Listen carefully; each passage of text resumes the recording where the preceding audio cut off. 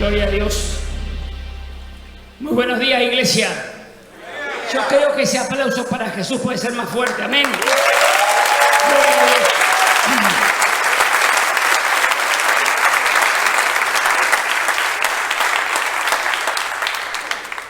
Estamos muy contentos y le damos gracias a Dios en primer lugar siempre. Y le damos las gracias a Dios, a nuestros amados pastores que me dan la posibilidad de estar aquí en este lugar. Que yo siempre digo que es un lugar de mucha responsabilidad, ¿verdad? Pero bueno, si el Señor nos llama, aquí estamos.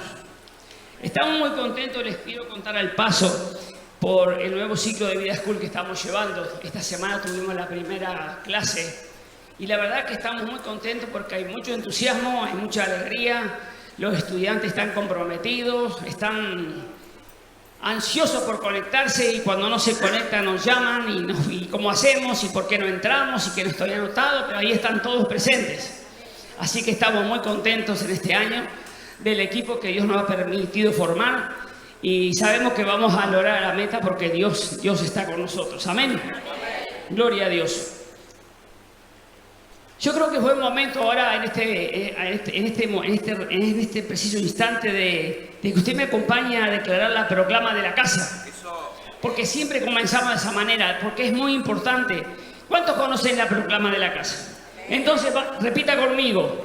En este día, en este lugar, estamos para aumentar la fe y la virtud. Llamar vivo lo que estaba muerto. Llamar sano lo que estaba enfermo. Rico al pobre, sano al perdido. Porque hay que creer, hay que creer, hay que creer.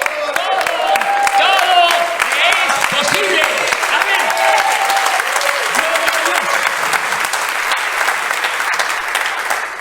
Gema, todavía no quiero que pongas el título de la prédica, del mensaje que Dios puso en mi corazón. Ayer, tarde a la noche, me dice Gema, me parece, Julio, que te equivocaste de título, porque yo creo que la palabra dice diferente. Yo digo, no, Gema, lo dije intencionalmente.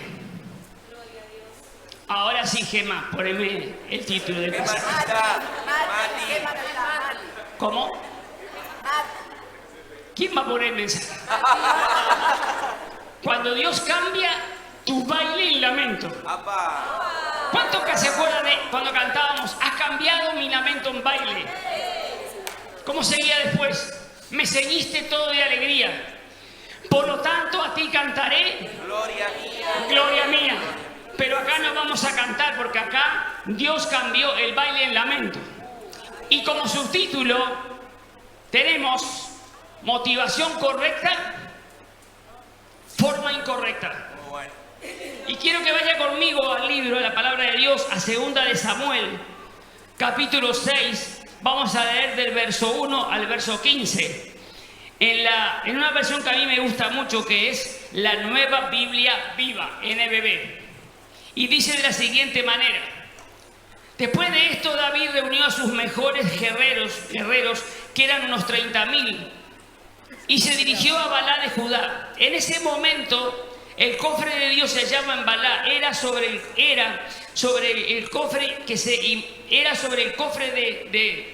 ese cofre que se invocaba el nombre del Señor Todopoderoso, que reina entre los querubines.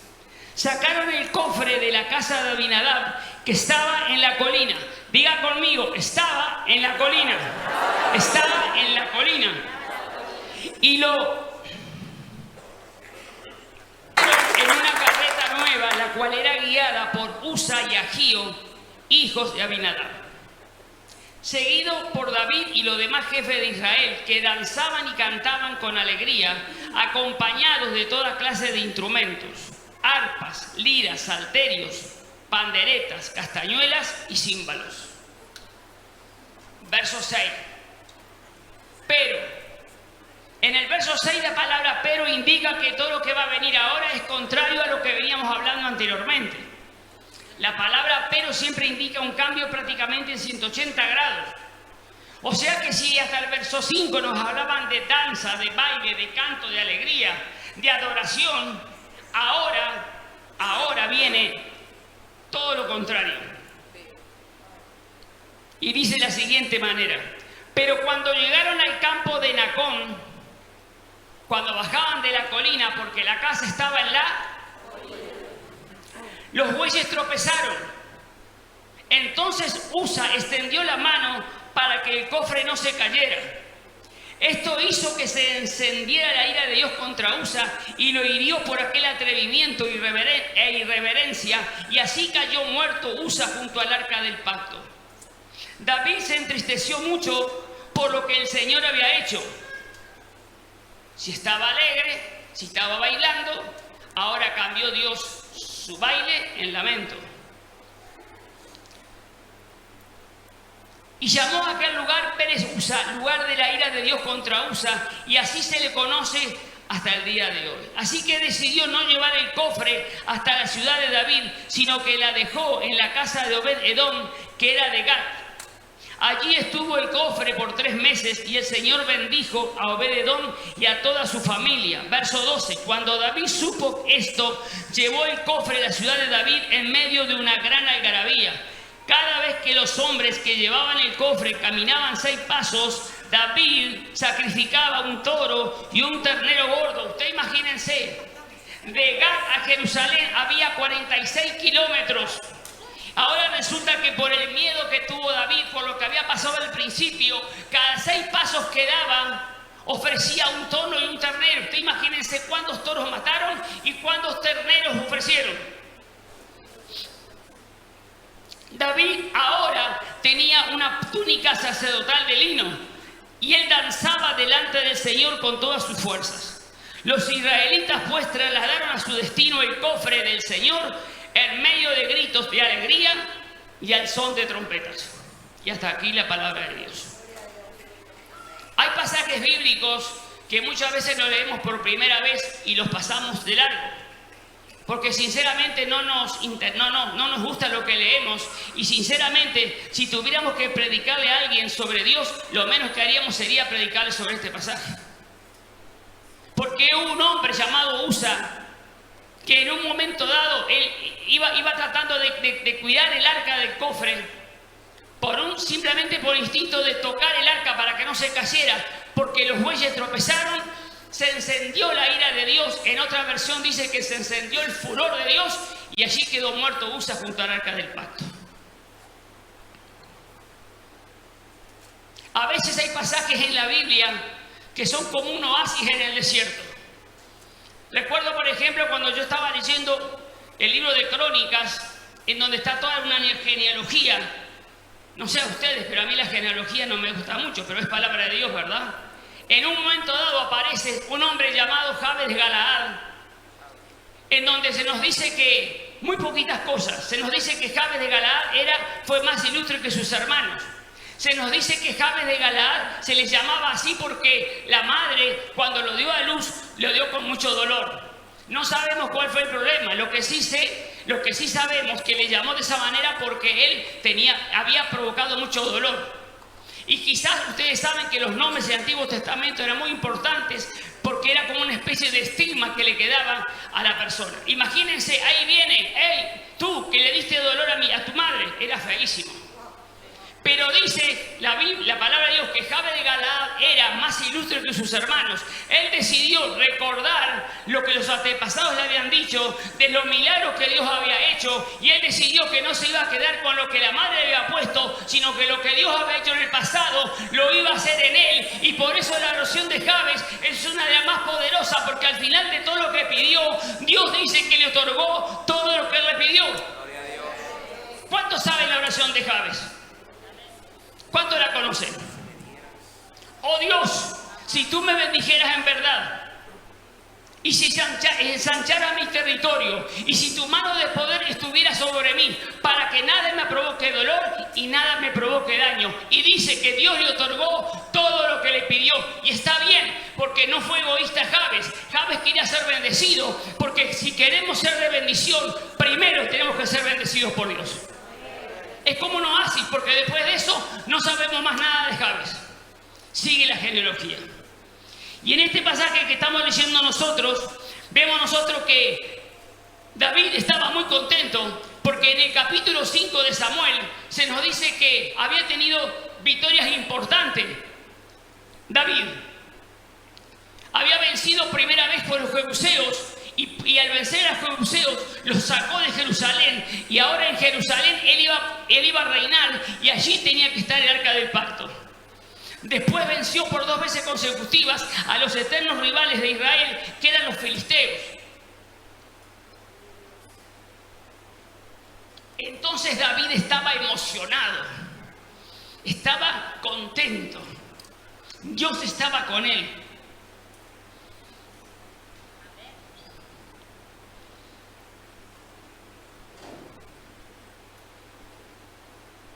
Esta historia no es una historia para que pasemos por alto, aunque no nos guste lo que le pasó a Usa. Porque es a través de esta historia que Dios quiere enseñarnos algo en esta mañana. El pastor decía hoy que tenemos que subir nuestro nivel de adoración, de servicio y de amor. Y que tenemos que tener cuidado y no familiarizarnos con todo lo que proviene de Dios, la santidad. No podemos familiarizarnos cuando dan testimonio aquí de lo que Dios hace, porque lo que Dios hace es poderoso, porque solamente Él lo puede hacer.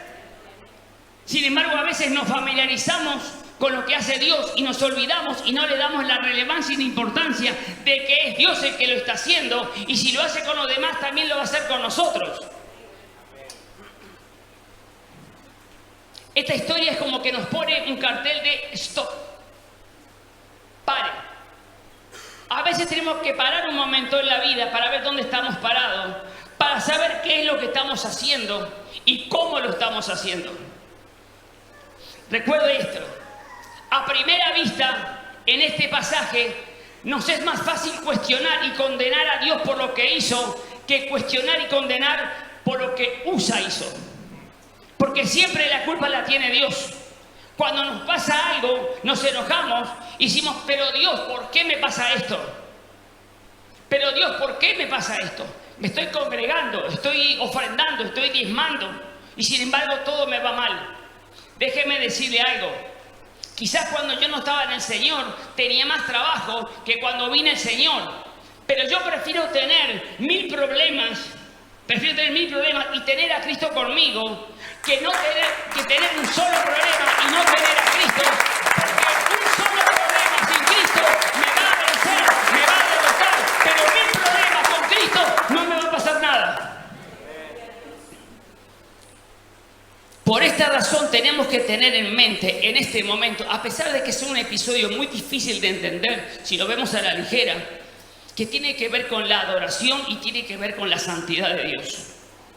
En 2 de Samuel, capítulo 6, versículo 5, vemos que el pueblo de Israel estaba alegre por las victorias que había obtenido y porque ahora traía el arca donde se invocaba el nombre del Señor. Y entonces bailaban, cantaban, estaban todos contentos, había instrumentos de todo tipo, y al son de esos instrumentos ellos se gozaban, estaban adorando. Pero ¿saben lo que pasa? La adoración, cuando no se hace en forma correcta, la adoración cuando hay algo que Dios no aprueba, no es adoración bien recibida por Dios. Tiene sentido pensar que antes de hacer cualquier cosa, tenemos que pensar si Dios nos ha dado instrucciones de cómo hacerlo.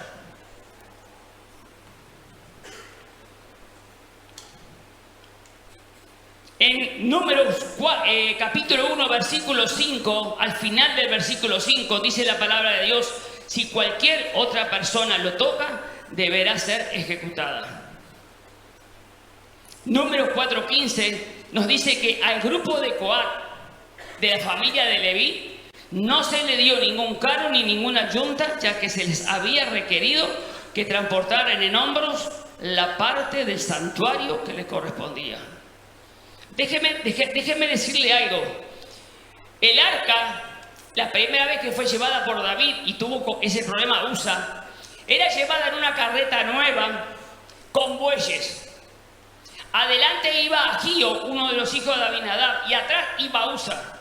Y en el medio iba David con todos sus príncipes cantando, danzando y bailando. Y para ellos estaba todo bien, pero estaba todo mal. Porque se habían olvidado, o quizás no habían recordado, o no lo sabían, de las instrucciones que había dado Dios al principio de cómo debía ser llevado el arca. Lo que les quiero decir es que estaban emocionados y esa emoción les llevó a menospreciar la santidad de Dios, la adoración a Dios, porque ellos querían adorar a Dios, pero no lo estaban haciendo de la forma correcta, porque estaban obrando en forma incorrecta. El arca no podía ser llevado en la carreta ni por bueyes, tenía que ser llevado arriba de los hombros, porque tenían unas argollas que se ponían unas varas y se apoyaban sobre los hombros, y los hombros eran de los hombres de Coat, no podían ser otros. Pensamos que debemos decirle nosotros a Dios cómo debe ser adorado, en vez de adorarle como Él ha dicho.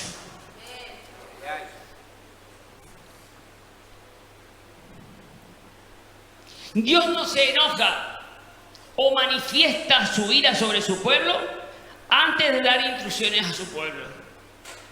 Nosotros no podemos decir lo hice porque no lo hice así porque no sabía, porque nosotros sabemos cómo se debe hacer. Nosotros sabemos cómo se debe hacer.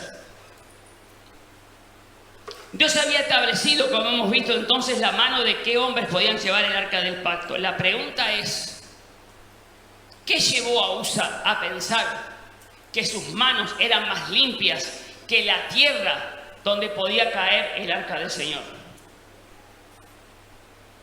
Algunos podríamos pensar en primer lugar quizás que Usa es humano y como humano que era, instintivamente trató de sostener el arca.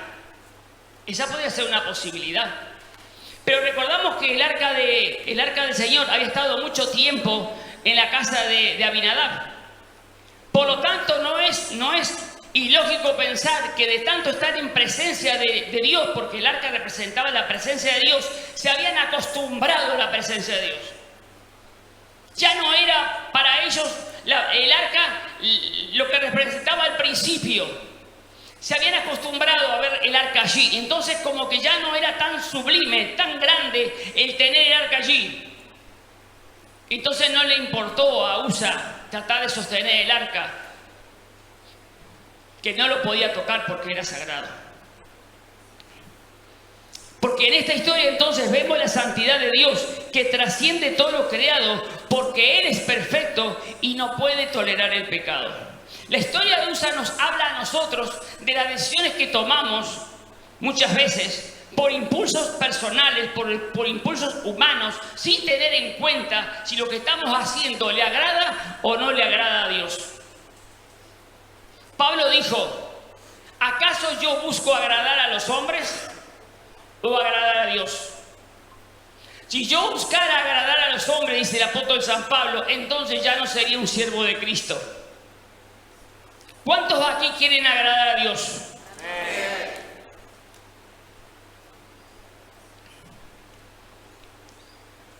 Quizás hacemos las cosas con motivaciones correctas, pero la forma en que la hacemos es incorrecta. Y aquí no corre el hecho de que podríamos decir, tengo una motivación incorrecta, pero lo estoy haciendo de forma correcta. Yo no estoy diciendo eso. Porque quizás tenga por motivación robar un banco y lo voy a hacer de forma correcta. Eso no funciona. Lo que yo me refiero es tener motivación correcta y hacerlo de la forma correcta. Eso es lo que quiere Dios para cada uno de nosotros. ¿Cómo controlamos nuestros impulsos para que sean correctos delante de Dios? Dios nos dio de su Santo Espíritu para que podamos saber cómo hacer las cosas. Pero para eso tenemos que ser sensibles a la voz del Espíritu. Nuestra conciencia tiene que estar sensible para escuchar la guía y la dirección del Espíritu Santo de Dios. Por eso Cristo dijo, os conviene que yo me vaya, para que yo les envíe de lo alto otro Consolador, el Espíritu de verdad, el Espíritu de la promesa, el Espíritu que les va a enseñar todo lo que yo les enseñé. Él va a hablar no por su cuenta, sino que hablará lo que yo les dije y hará lo que yo les hice. Y esto tiene que ver cuando decimos que los impulsos que hacemos no están de acuerdo con Dios, con la voluntad de Dios. Porque la misma santidad que nos separa de Dios es la que ha hecho que Él se acerque a nosotros por medio de Cristo Jesús. Todos sabemos que Dios es santo. La Biblia dice que es 3 veces santo. La Biblia nos dice, sean santos como yo soy santo, porque sin santidad nadie verá al Señor. Es que a veces nos acostumbramos tanto a lo hermoso de Dios, a lo sublime de Dios, que dejamos de adorarlo, dejamos de reverenciarlo como Dios merece ser adorado y reverenciado. ¿Cuántas decisiones hemos tomado en nuestra vida que no era decisión de Dios, sino que simplemente fue un impulso o una emoción la que nos llevó a tomar esa decisión? En el año 2001 fue que se cayeron las torres, ¿verdad? 2001. Me recuerdo que yo fui a un zapatero a llevarle unos zapatos para arreglar y me dijo, Julio, ¿te enteraste? Se cayeron las torres en Estados Unidos. Y digo, ¿qué problema? Y me dice, para Estados Unidos ahora ni locos. Y yo tenía el pasaje para irme a Estados Unidos 2 semanas después. Cuando llegué a Estados Unidos, mi hermano me dio un cuarto para dormir. Recuerdo que abrí la valija. Yo no armé la valija porque yo estuve trabajando hasta el viernes a la noche, porque los pacientes, como supieron que yo me iba, tuve que atender hasta última hora. Y allí en la valija, cuando abrí, estaba la mamá de mis hijos, mi hija que tenía 15 años con su traje de 15 años, y al lado estaba mi hijo Julio con el trajecito con el cual él había entrado al cumpleaños, porque él entró tomado de la mano de mi hija. En ese momento yo recién llegaba a Miami, recién entraba a la casa de mi hermano, estaba abriendo la valija y ya estaba diciendo, la decisión que tomé, no la tomé siguiendo la voluntad de Dios. Al otro día llamé para Montevideo y me dice mi esposa, que está con el Señor, en ese entonces, la mamá de mis hijos, me dice, ¿para que ya te llamo Julito, que se fue para la escuela? Y digo, no lo llames. Y cuando vino Julio, yo estaba en un llanto, pero a mares. Y Julio dice, mamá, no sé qué le pasa a papá, pero está llorando. Esas son las consecuencias por tomar una decisión en donde no le preguntamos a Dios si es o no la voluntad de Él lo que vamos a hacer. Y después de 5 meses, un pastor que ya no ejercía más, pero el pastor donde yo iba a la iglesia, el pastor Daniel Acosta, me dijo, Julio, a veces es difícil para nosotros los pastores decir a alguien que viene de otro país, decirle que se vuelva a su país. Pero cuando las puertas se cierran, cuando todo lo que a usted le está pasando, no hay nada que se vea una luz, Dios nos está diciendo que usted debe volver a su país. Usted tiene su profesión, tiene su casa, usted tiene todo instalado, porque yo había dejado todo instalado, vuélvase a su casa. Y a los 5 meses, que para mí fueron una eternidad, me volví. Empecé a llamar a los pacientes, pensando que se había venido otro dentista, y dice, estábamos esperando, Julio. Llegué un lunes y un viernes tenía la consulta llena para la gloria del Señor.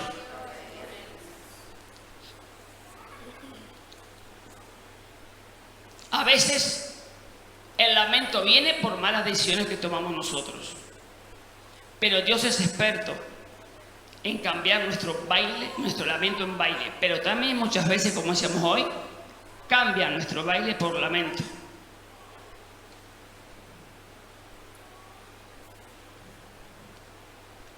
Y me gusta este pasaje porque habla de ira, habla de alegría, habla de llanto.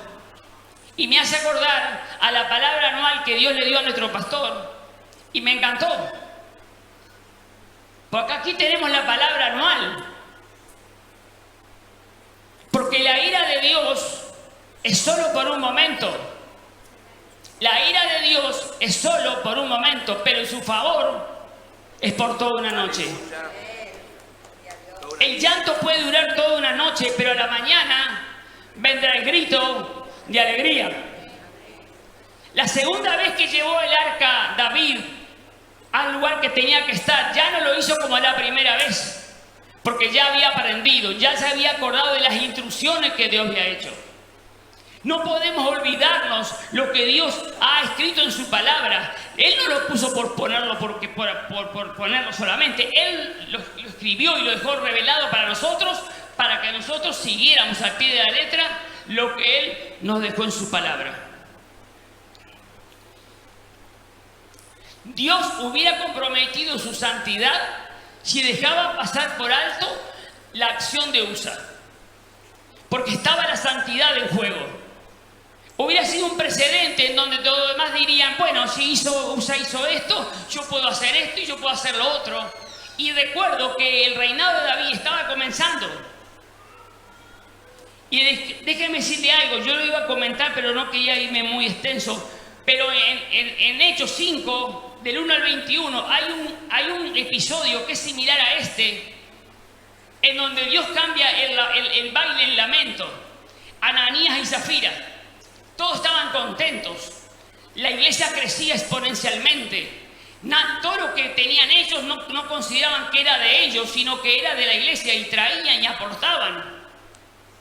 Y había un tal José llamado Bernabé, hijo de consolación, de los levitas, natural de Chipre. Todo el que venía de Chipre estaba muy bien económicamente. Y vendió un terreno, una propiedad, y la donó toda a la iglesia para que no hubiera falta, se la dio a los apóstoles. Y Ananías y Zafira, que eran también buenos colaboradores, pero tenían algo en su corazón, y era que ellos querían ser los que más daban a Dios. Y aquí no se trata de quién da más o quién da menos, se trata de darlo con un corazón alegre. Y entonces ellos hicieron una especie de ardid. Dijeron, vamos a vender un terreno, lo vendemos en $80,000. Bernabé dio 50, nosotros damos 60, damos más que Bernabé y nos quedamos con 20.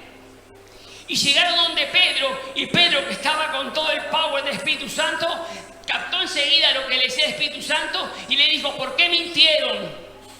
Si el dinero era de ustedes. Ustedes podrían haber dicho, lo vendimos en tanto, damos tanto y nos quedamos con tanto y no pasaba nada. Pero no me han mentido a mí, ha mentido el Espíritu Santo, y allí cayó muertos Ananías.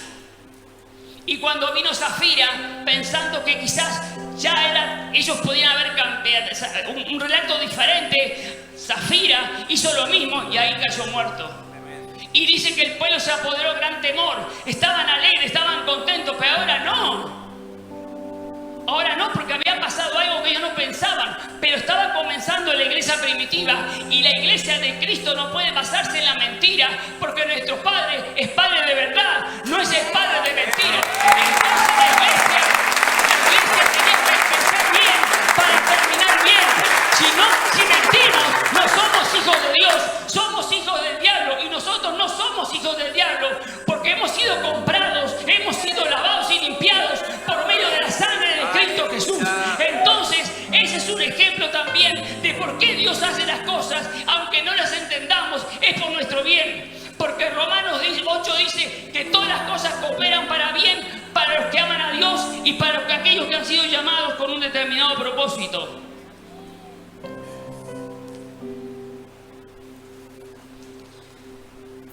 Todo lo que Dios designa como santo debe ser venerado, estimado y honrado. Todo lo que vamos a hacer para Dios tenemos que hacerlo con excelencia. Todo lo que hacemos para Dios lo tenemos que hacer, como decía el pastor, me encantó, no con compasión, con pasión, que es uno de los valores que tenemos como el ADN de la casa. Porque Dios lo hizo así por nosotros.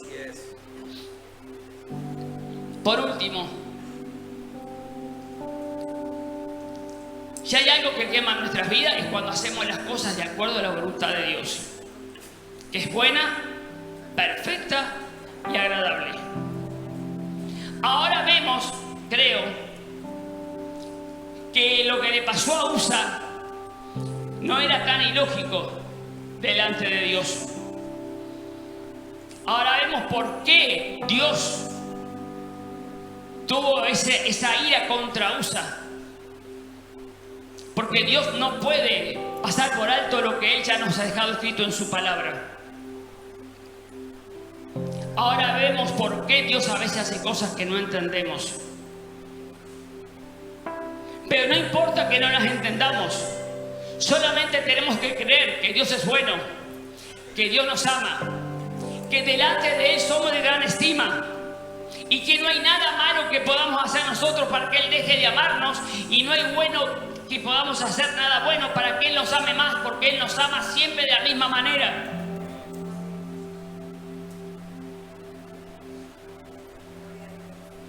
Pensamos que debemos decirle nosotros a Dios cómo debe ser adorado, en vez de adorarle como Él ha dicho que le adoremos. Puestos en pie, por favor, en esta mañana. Yo no sé si estás a punto de tomar alguna decisión, o si ya las has tomado, o quizás estás pagando las consecuencias por una decisión mal tomada. Pero Dios siempre, de lo malo puede hacer algo bueno, y de lo bueno puede darnos algo mejor. Siempre hay una posibilidad, una oportunidad para que Dios nos ayude cuando nos equivocamos. No tomemos en vano el nombre de Dios. No seamos irreverentes ante la santidad de Dios. Dios no quiere que seamos santos 99,9%. Él quiere que seamos 100% santos. Como dijo los pastores Cirali de Argentina, si un vaso está lleno de agua pura y le cae una microscópica gota de basura, deja de ser pura. Y a veces, ustedes quizás, yo he tenido el vaso medio agua pura y medio agua sucia. Pero yo le dije al Señor una vez: si me caigo, Señor, te pido perdón y me levanto.